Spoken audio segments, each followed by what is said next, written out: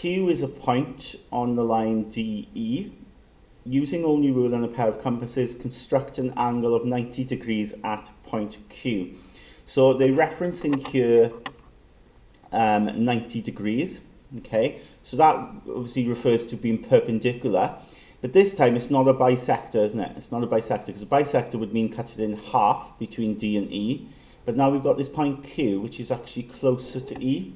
So what we're going to do, we're going to use the same method as we did in part A, but we're going to try and get Q to be at the center of our line. In order to do that, what you can do is if you put your pin on E, okay, and then stretch out the pencil with the compass so that it basically has the same distance from E to Q, okay, so you can see there. So that distance there from E to Q, I'm going to create the same distance then from Q here then to the, what I'm going to call the end of my line here. So in this sense then, I can ignore this part of the line. You don't need to cross this off, but just to illustrate that, I'm going to ignore that.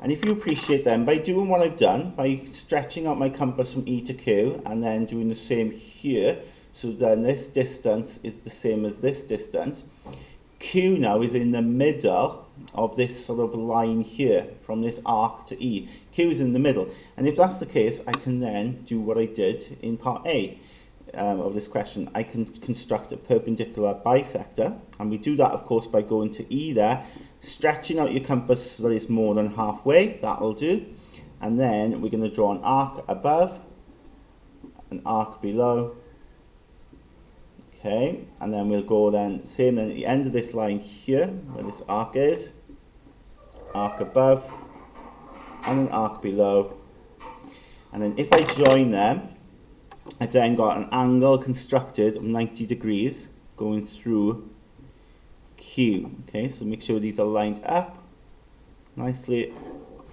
and that angle then will be 90 degrees. In D then, using only, it says a ruler and pair of compasses, again, construct a perpendicular line from point P to the line XY. So in other words, I want to draw a line like that, so that it's 90 degrees. Okay, perpendicular, remember 90 degrees. So it's got to go like that, but I've got to use compasses to do this.